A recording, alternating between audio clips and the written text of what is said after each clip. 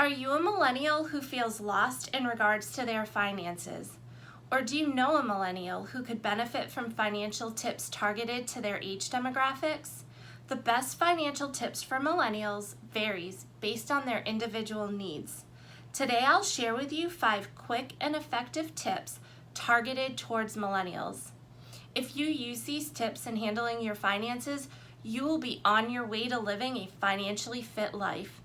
Also, be sure to stick to the end where I will share an insider tip. Welcome back to Financially Fit with Katie. I'm Katie MacDonald, and I'm dedicated to being your anchor for a financially fit life. Please do not forget to subscribe. This way you will be notified when new content is uploaded. All right, so let's jump into today's topic, financial basics for millennials. So the first step is to set your financial goals. You can do this by starting and asking yourself, what are my short-term goals? What are my intermediate term? And what are those long-term goals? Short-term might be saving for a down payment for a new car, planning for that vacation. Intermediate might be, you want to buy a house or a condo within the next, say, 5 years. And those longer term goals are going to be, retirement, maybe saving for a child's college education. All of these goals are going to be different for everybody depending on where they're at and what their situation is. The one thing I'll note is make sure to be as specific as possible and also thinking about the timing of when these goals are going to be. And I also recommend have a notebook. Grab a little notebook that is kind of your financial notebook. Track your goals and actually utilize that notebook for kind of all the different topics that we're going to go through. I advise my clients to do this and it helps them out tremendously. Second, you're going to want to build a budget. Now, I have done a full video that discusses the 50-30-20 budget, which is a budget system I use with my clients, and it has been very helpful for them in getting their finances in order. A budget is going to help you stay on track with your finances, so you definitely want to take a look at that video because I go through all the steps that you're going to need in order to set up that budget. We have put the link for the video in the description box, so definitely take a look at that. Third, you want to establish an emergency fund.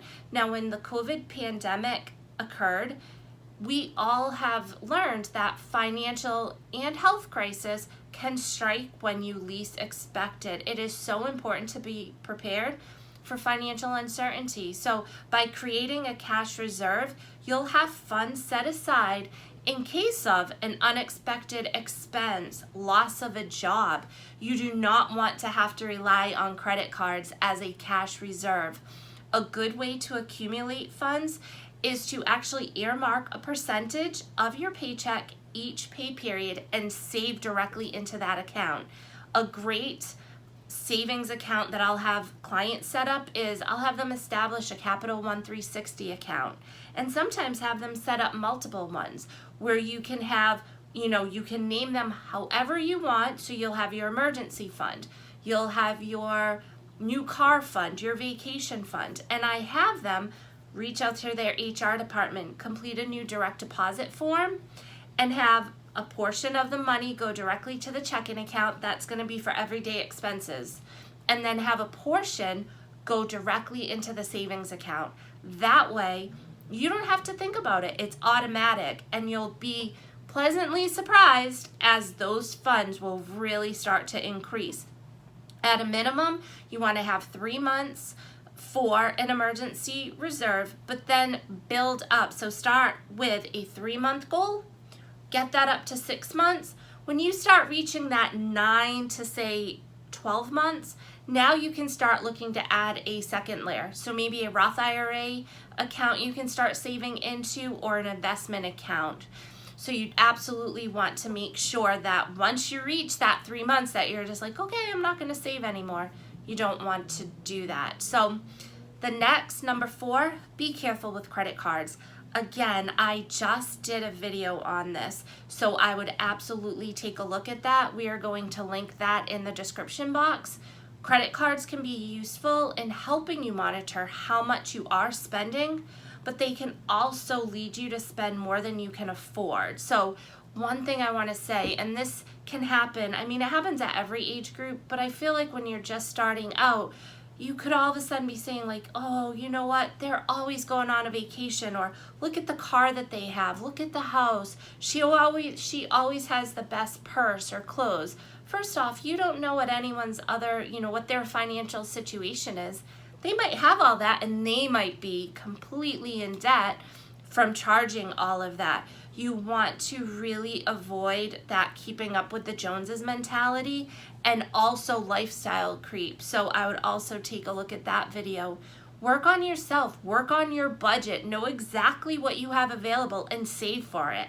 And now, you can then be going on those vacations or maybe treat yourself to that purse. So important. You do not want to get yourself into debt early on, because that not only it causes anxiety, but now you also risk causing harm to your credit.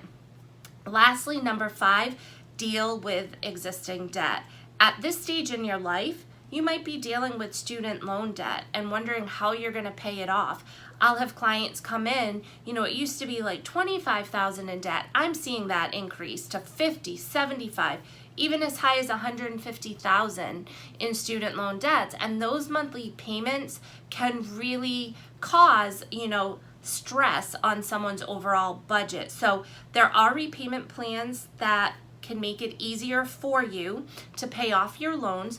You want to check, see if you qualify maybe for an income sensitive repayment option or an income based repayment plan. Now, if you're not eligible for one of those options, you might still be able to refinance or consolidate your loans, which will then make the repayment schedule easier on your budget. So you want to make sure that you explore all those options. There are sites that you can go on to see if you qualify for for refinancing or consolidation. There's Splash Financial, there is Credible. There are a lot of different ones that are out there. Important, explore all those options. And if you're having issues with that, pick up the phone, contact the lender, and make sure you're making payments. I do not want to see anyone cause their credit score to really plummet, because now when you need to refinance or are looking to buy that car or looking to get that house, now all of a sudden your credit is bad and you might not be able to get the things that you want. So you want to start out early, really make sure that you're dealing with that. And if you do have credit cards that credit card debt, take a look at it, do the snowball effect, track things out. And if there's still, you're not sure what to do, reach out to a professional, someone that can help you with that. So I hope that you have found, either one or all 5 of these tips helpful to where you're at right now. If you have any questions, add a comment, send us a message. I'm here to be a resource to you. So thank you, everyone. And until next time, stay safe, be well. Bye.